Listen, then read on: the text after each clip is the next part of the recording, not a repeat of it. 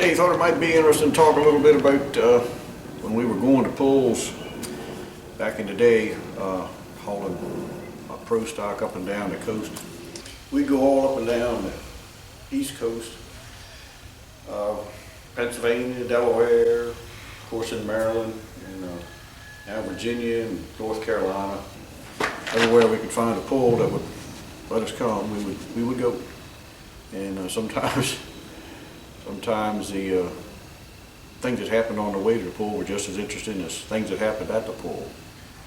Of course, it was always a little bit of a challenge to get to the pools. If I couldn't catch a ride with anybody else with a long tractor trailer rig, piggyback on with them, and I was trying to nurse along this old 1960s cab over Ford tilt back that we had, and old red truck. It was worn out. The gear shift lever was, and when it was in gear, you could move the gear shift lever this much, and I'm not exaggerating. When it's in gear, there's just so much linkage and everything was so worn in that cab over. And whenever we go to the pools, we would say a good prayer before we left, and almost every mile we'd do the same thing. We would stop at every third gas station, fill it with oil, and check the gas. That's what that's how bad the engine was. And but it would 90% of the time get us where we were going.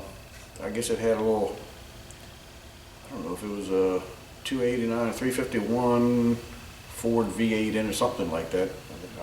I ought to know because I tried to put new rings. Well, I did put new rings in it one time, tried to help the thing out some. I don't think it made much difference. But we would haul 10,000 pound pro stock on it. Sometimes they would pull in the 12,000 pound class too, so that we'd be hauling 12,000 pounds on that old thing, up and down the road.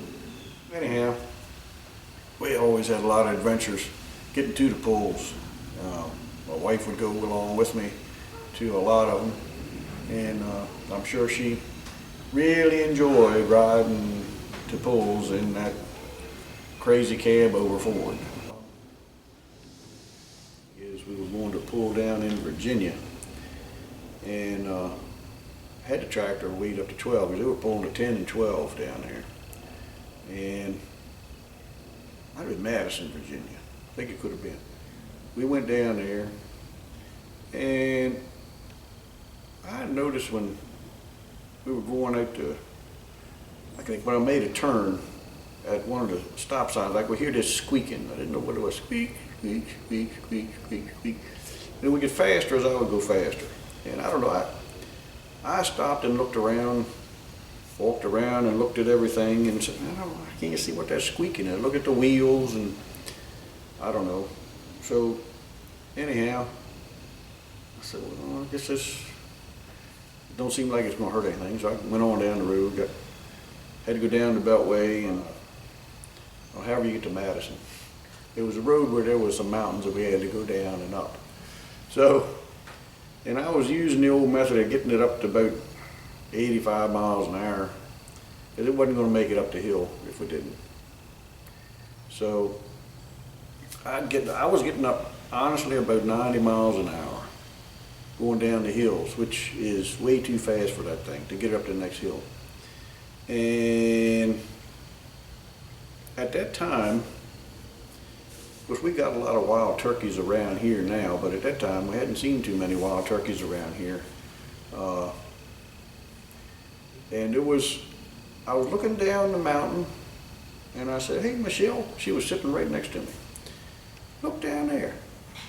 See that big bird down there? That's a wild turkey.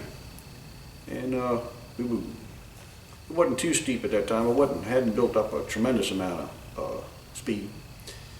I kept watching that thing. I said, look at that turkey. Yeah, he's walking up towards the road. He's walking faster. Look, he's getting ready to take off. And that stupid turkey took off, and just at the time we got to him, he was right there where our windshield was, and he hit that windshield, and I closed my eyes, I just opened up my left eye, and we were covered, completely covered in shards and shivers of glass all over us. And the feathers were just swirling around inside the cab, and I'm just sitting there like this with my right eye shut. I didn't want to look over at Michelle because I knew if I looked at Michelle, who was sitting right next to me, there would be a turkey sitting on her shoulders where her head used to be, and I just didn't want to see that.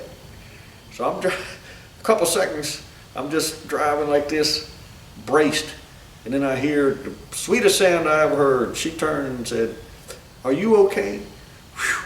I figured if she was asking me if I was okay, she must be okay. So I looked over at her, and there she is.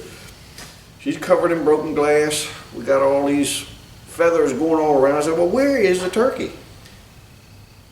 There's millions of feathers floating around in this cab. Where is the turkey?" But that cab over had two windshields with a metal strip in the middle. And that turkey had flew up there and struck that metal strip right in between the two windows. And broke both of the windows, but he didn't come into the cab. And I pulled off to the side, and we very gently got out of the cab and brushed off as careful as we could all the glass off of us, and got an old rag and swept it out of the cab. I said, where in the heck is the turkey? So I looked on the, above the cab, in between the cab and the bed, the headboard, on the truck itself, under the truck. I looked on the side of the road. I don't see no turkey anywhere. I have no idea. To this day, I don't know where the turkey ended up. But I'm walking around trying to see where the turkey is, and I happen to notice that that truck had, I don't know if it's 6 lug wheels that were bolted on there.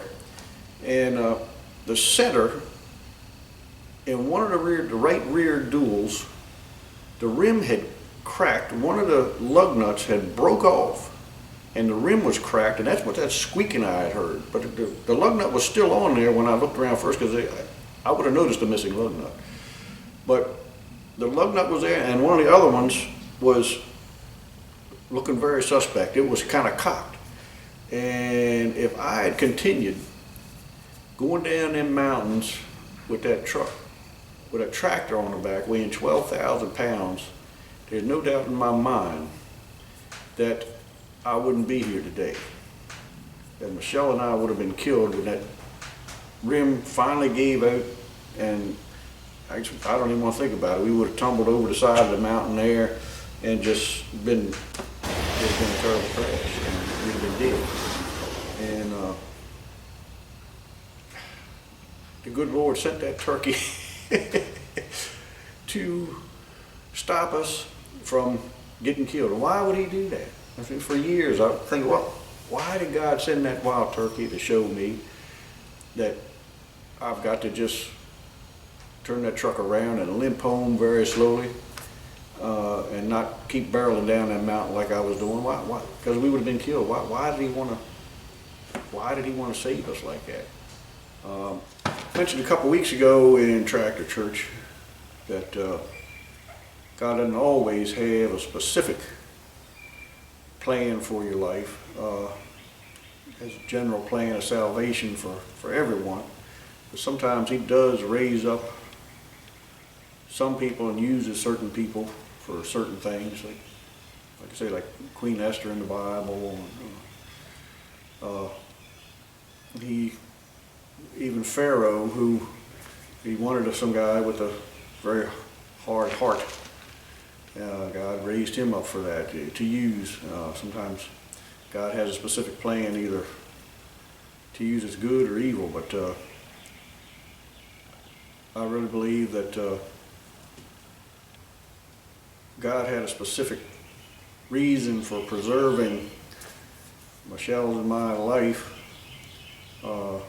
Wasn't for anything we directly did to serve him, but our offspring, some things that are our offspring, specifically my oldest son, for the most part, is doing. He works at a Christian ministry in Tennessee, and he's got a big role in getting the gospel out. So I really believe that God specifically preserved us so that we could raise that child into manhood, and that he could do the work that he's doing.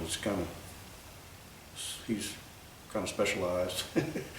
The one work that he's specifically suited for, God kind of raised him up for that. So all our children we have 4 kids that turned out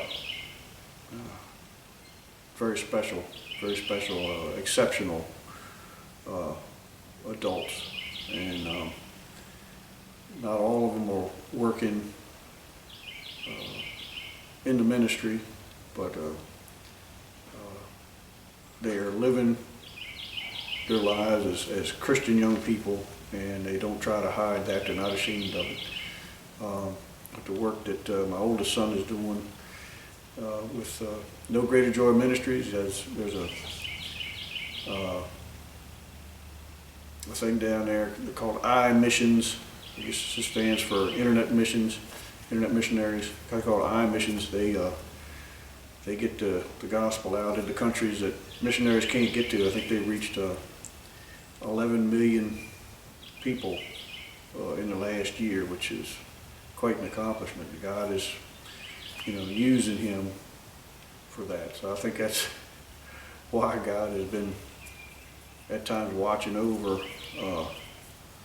me and my wife, so we could do the work of raising that child up to do the work that he's doing now. So it's interesting to see his hand in things. If you commit your ways under the Lord, he'll direct your paths. So if you're looking for some direction,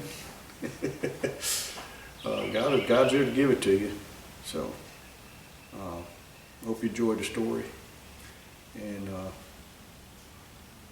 maybe you can commit your ways under the Lord, have him direct you where he would have you go.